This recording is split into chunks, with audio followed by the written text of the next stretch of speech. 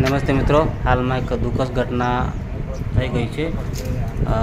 વીજ કરંટ લાગતા જીબીની ટીમ અને પોલીસ આવી છે. તે ઘટના સ્થળે એ તપાસ ચાલુ છે. તેનો વિડીયો તમે જોઈ શકો છો.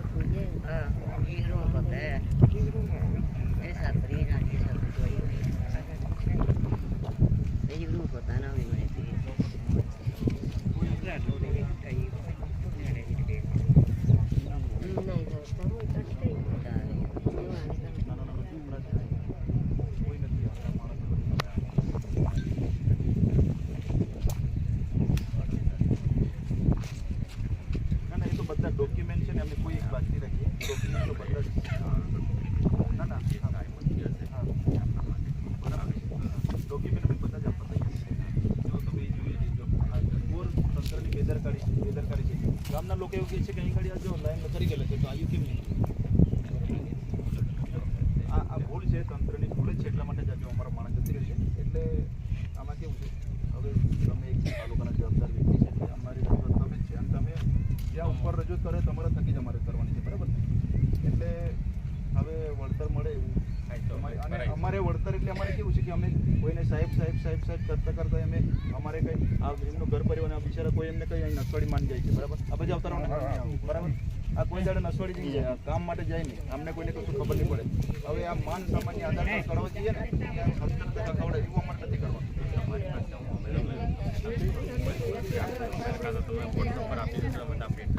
ના ના એટલે બધું અમે કરવાના જ છે. પણ આમાં એવું છે કે પછી અમે મહિના આવીએ 2 મહિના આવીએ વરાવર લગીને જે સાહેબ અમારે ઊંચી કેટલીક કાર્યવાહી એમને પહોંચી રહે એવું અમારે પછી નહીં તાત્કાલિક જીવન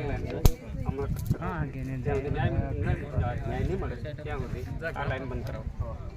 જીઓ ટાવર પછી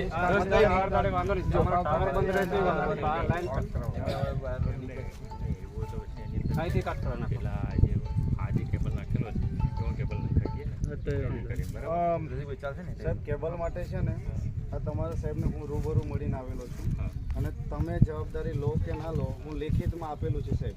ઓળખો મને તે હજી પણ લાઈનો તમે છે ને એકદમ આ મળે ને એવા વાયરો છે, હજી પણ તમે સીધા નથી કર્યા. એટલે તમારી છે ને એકદમ છે ને તમે હજી નિંદ્રામાંથી નથી જાગતા.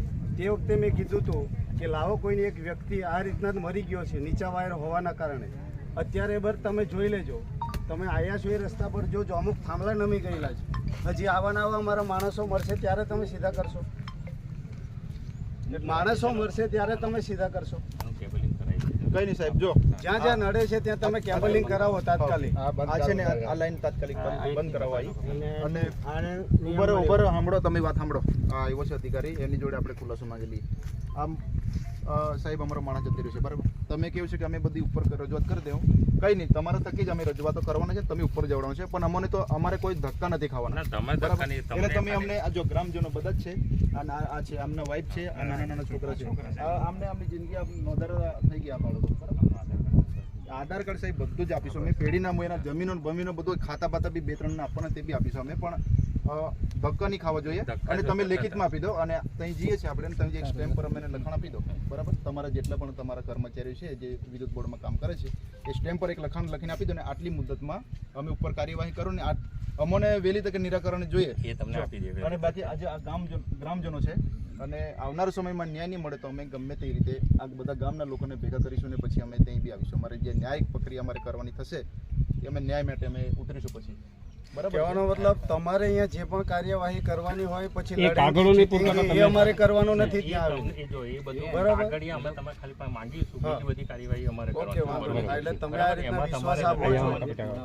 આ તાત્કાલિક આજે ને આજે હમણાં જ કાપી નાખાવો અહીંયાથી. કાપી નાખાવો અહીંયા. હમણાં જ કપાઈ નાખો ને. આ થાંભલા પર આ હમણાં કાપી નાખ્યો બરાબર, પણ કાલે પછી લાઈન પાછા કેબલિંગ કરી દઈશું, પછી ચાલુ કરી દઈશું એમ.